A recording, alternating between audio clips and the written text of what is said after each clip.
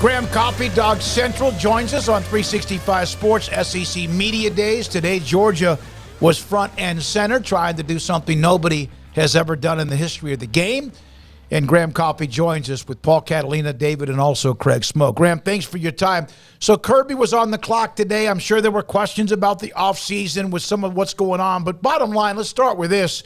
The three-peat. Is that something that can, even for a team so dominant, can eventually be a burden?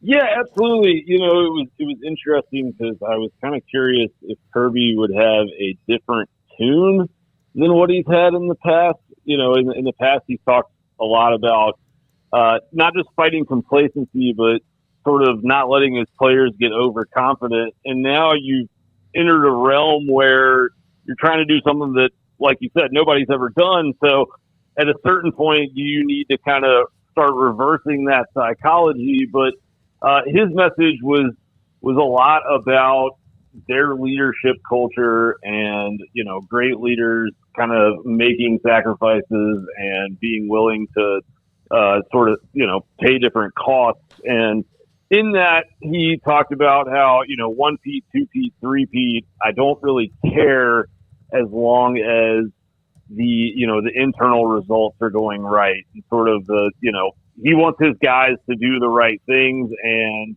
the result of that is usually winning games. But in a lot of ways, he kind of sounded like he's not so much invested in the wins or losses as much as he is just making sure his players are preparing the right way.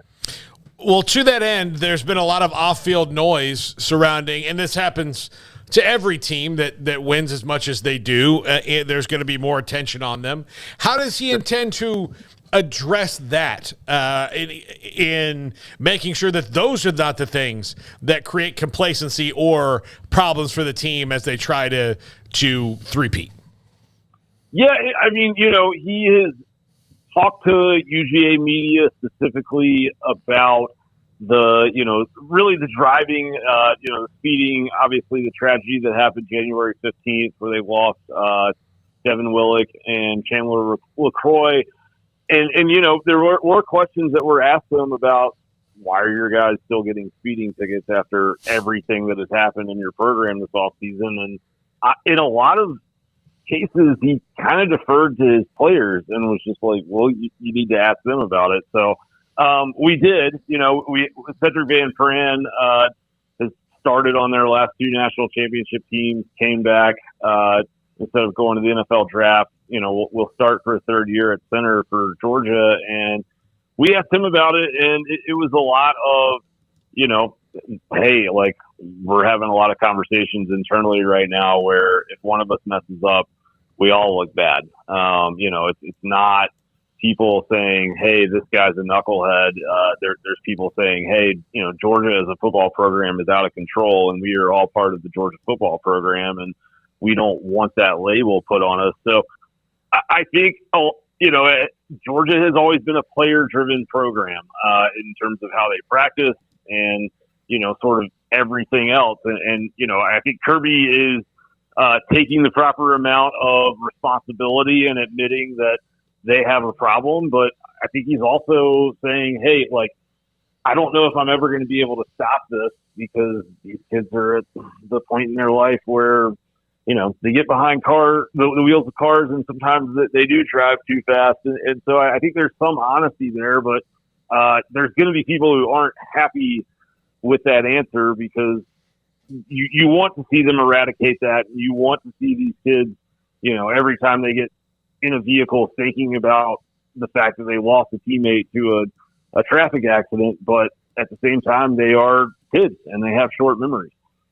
Graham, when it comes to the notes coming out of today, I saw where Smoak Bowie, now no longer with the team. I guess Georgia said they mutually agreed to part ways. He had come over from Texas A&M. I know they didn't have a very big transfer class in general, but was that, I guess, what level of a surprise, if any, was that? What kind of an impact, if any, does that have? And on that transfer front, just having less than a handful of guys, I was particularly curious about Tyke Smith and just how he's fit in so far.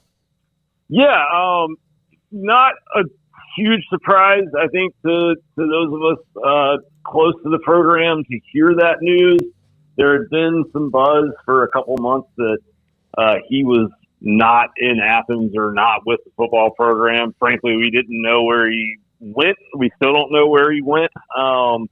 Had some issues, I think, over the spring in terms of just not maybe being on time for things and not showing up in a way that Georgia wants their guys to. And I think they set a hard line with him. And, I don't think he wanted to do all the things that you got to do to play football for Georgia. So parted ways. But, yeah, with Tyke Smith, he came in from West Virginia after that 2020 COVID season and was a third-team All-American, and everyone was really excited and assumed he would immediately slide into the starting lineup.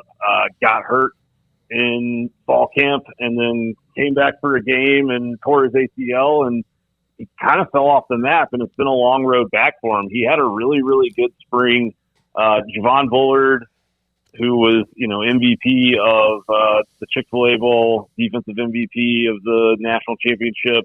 He played that sort of star slot corner role that Tyke also plays, but we expect him to move back to safety this year. So Tyke is sort of the presumed starter in that slot corner role, but we will have to see, how long that lasts. They've got a lot of talented guys in that secondary, but everyone feels like a healthy Tyke Smith is something that we really haven't seen yet since he got to Athens.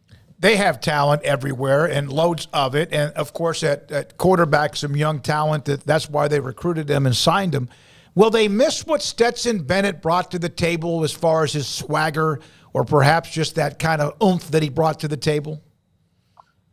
For sure. Yeah. I mean, the replay of their win over Ohio State in the playoff semifinal was on TV last night when I got back to my hotel room here in Nashville, and there was a little stat that popped up basically that that game was only the third time since Stetson became a starter that Georgia trailed in the fourth quarter of a game. So it's like 3 of the games he ever trailed in the fourth quarter of.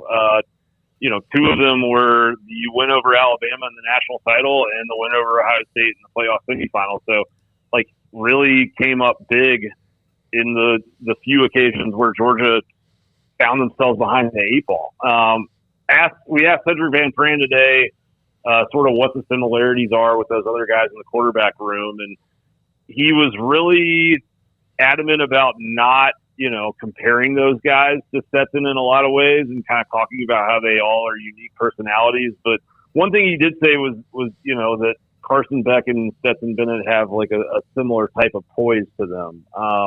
The question for Georgia is going to be if they get on the road against Tennessee and that offense, gets a couple quick touchdowns or, Georgia has a bad turnover in their own end and they all of a sudden find themselves down by 14 points. How is Carson Beck going to respond, right? And I don't think we can know it until we see it, but it's going to be hard to match what Stetson Bennett did just in terms of the kind of poise and just swagger that he had. There was a self-belief there that you don't often see in college football.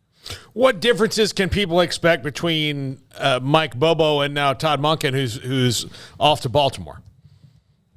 Yeah, everything that we've heard this offseason from Kirby about the offense has been, sort of him pointing to all the ways that things are going to be the same. I'm sure there's going to be some package differences. Darnell Washington is gone.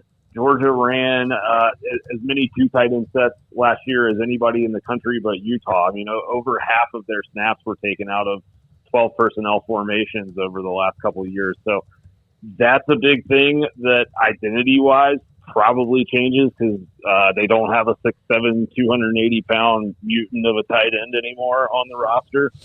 You still have Brock Bowers, but I think you might see Georgia be a little more receiver-heavy this year. There are some kind of questions in that running back room, just maybe not the – there's a lot of very, very good players. There might not be that top-level talent in the running back room like they've had in years past, like a Chubb or a Sony Michel. So you may see them throw the ball more, especially early in games to kind of get ahead.